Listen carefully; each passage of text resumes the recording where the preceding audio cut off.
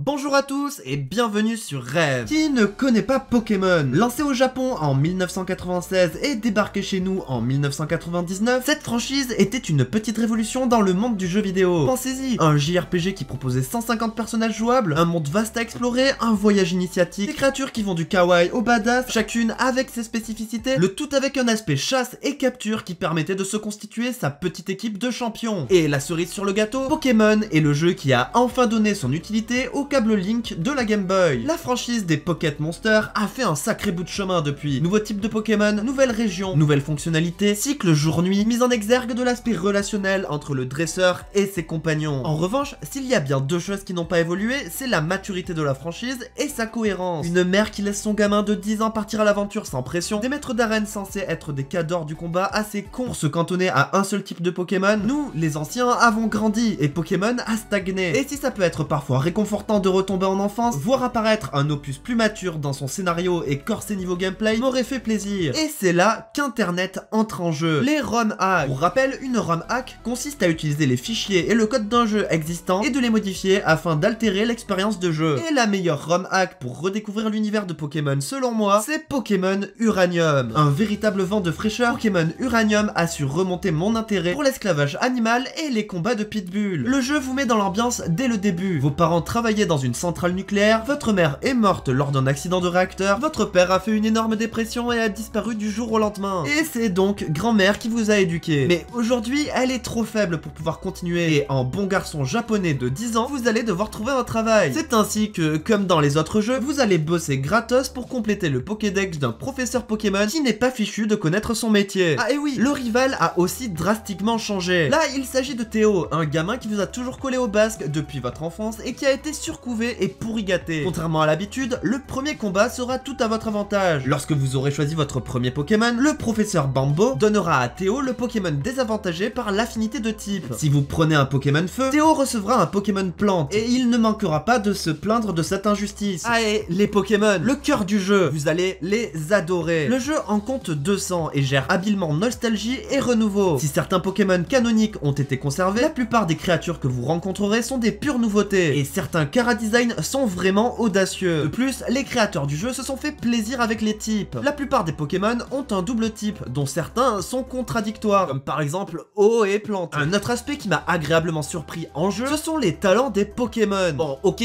ça existait déjà dans la franchise, mais certains talents sont utiles même hors combat. C'est ainsi que j'ai remarqué qu'un de mes Pokémon ramasse régulièrement des objets, ce qui m'a évité de me ruiner en items de soins. Ah et oui, les maîtres d'arène. Comme je l'ai dit en début de vidéo, ici, les maîtres d'arène ne sont pas des maîtres pour rien. Ils utilisent judicieusement leurs Pokémon et n'hésitent pas à en changer en plein combat. Et eux, au moins, ils ont compris qu'il valait mieux avoir une équipe versatile. Le premier maître d'arène que vous rencontrerez, par exemple, a 3 types différents dans son équipe. Si je devais conclure en 2 mots, ce serait essayez-le. Certes, le jeu peut souffrir d'un petit manque de fluidité lors des phases d'exploration, la faute à un codage pas toujours optique pour toutes les machines. Mais ça reste du 16 bits, donc pas très demandeur en ressources, et il ne prendra presque pas de place sur votre disque dur. Le gameplay est également assez varié. Les events sont assez intéressants et le scénario vous réserve de sacrées surprises. Et si cette vidéo vous a plu, comme d'habitude, n'hésitez pas à mettre un pouce bleu et à vous abonner si ce n'est pas la première vidéo que vous appréciez. Et sinon, on se retrouve dans une prochaine vidéo.